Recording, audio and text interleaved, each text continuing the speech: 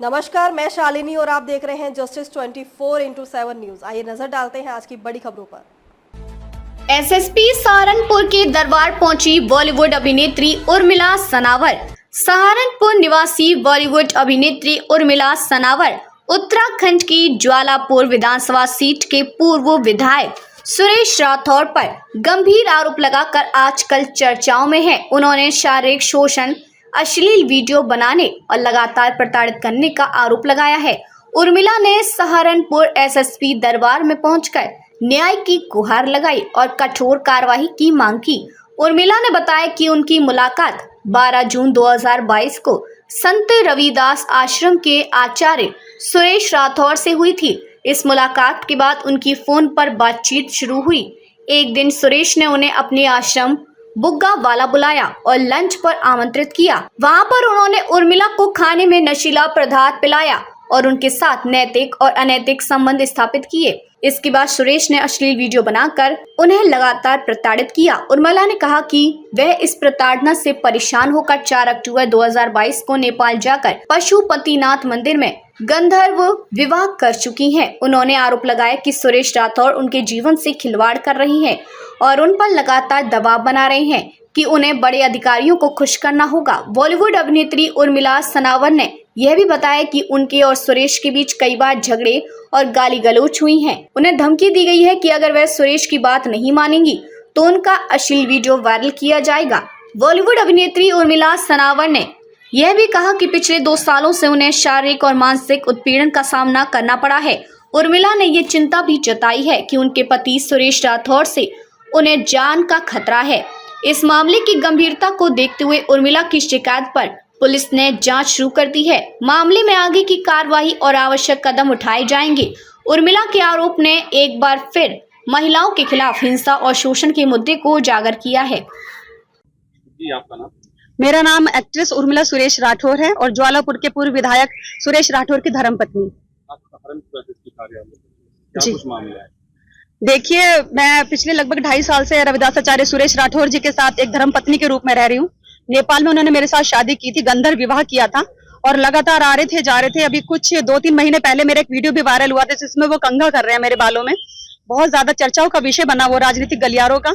और अभी लगभग 8-10 दिन पहले एक मेरा वीडियो वायरल किया उनकी पत्नी ने, उनकी धर्मपत्नी ने, जिसमें मैं ई रिक्शा में जा रही हूँ और उनके बोल रही हूँ कि मेरी गाड़ी छीन ली गई। मेरा ऐसा कभी भी उनकी छवि धूमिल करने का उद्देश्य नहीं था। वो मैंने उनको व्यक्तिगत रूप से भेजा था, लेकिन अब वो सिरे से नकार रहे हैं और मेरे ऊपर उन्होंने एक ब्लैकमेलिंग का केस कर दिया है।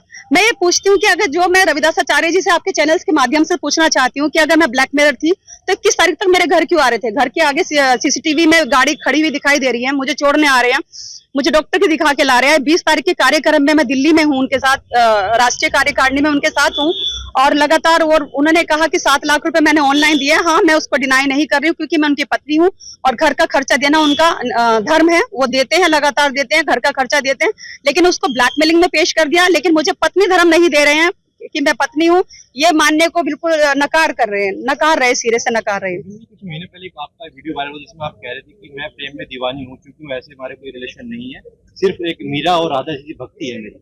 जी, अब देखिए, कहना तो नहीं चाहिए। अब ये घर की बातें जब सड़क पे आई गई तो मैं कहूंगी कि जब मैं बुग्गा वाला इनके आश्रम में मिली, जाने अनजाने में इन्होंने मुझे खाने में जो नशीला पदार्थ दिया और मेरी एक वीडियो इन्होंने बनाई। मुझे कहने में कोई शर्म नहीं क्योंकि जब रिश्ते तार हो गए सड़क पे आ गए और उसी वीडियो का वास्ता देते हुए इन्होंने मेरे साथ लगातार शारीरिक शोषण किया।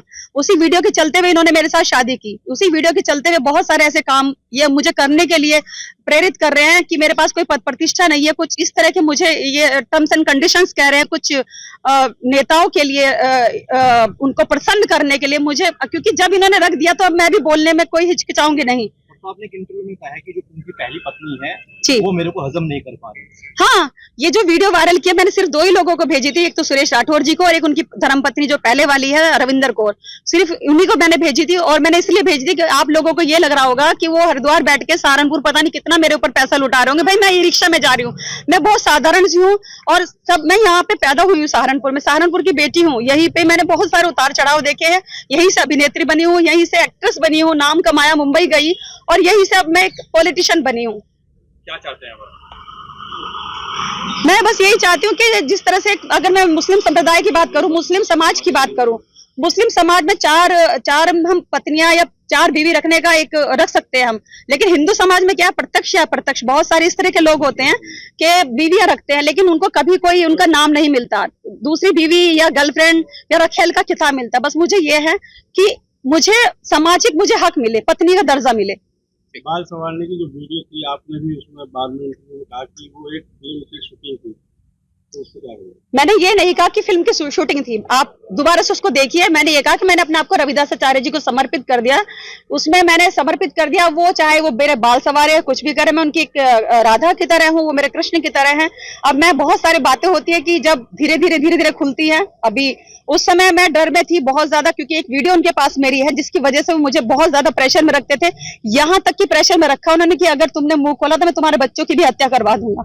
मुझे पता है कि मैं 1 साल से अपने बच्चों का चेहरा तक नहीं देखा। खबरों में अब तक के लिए बस इतना ही, फिर होगी आपसे मुलाकात एक ऐसी ही खबर के साथ। तब तक के लिए नमस्कार और देखते रहिए जस्टिस 24x7 न्यूज। ऐसे ही लेटेस्ट अपडेट पाने के लिए हमारे चैनल को सब्सक्राइब करें और तुरंत नोटिफिकेशन पाने के लिए बेल आइकन प्रेस करना ना भूलें। यदि आप हमें फेसबुक और इंस्टाग्राम के माध्यम से देख रहे हैं तो हमारे पेज को फॉलो जरूर करें। धन्यवाद।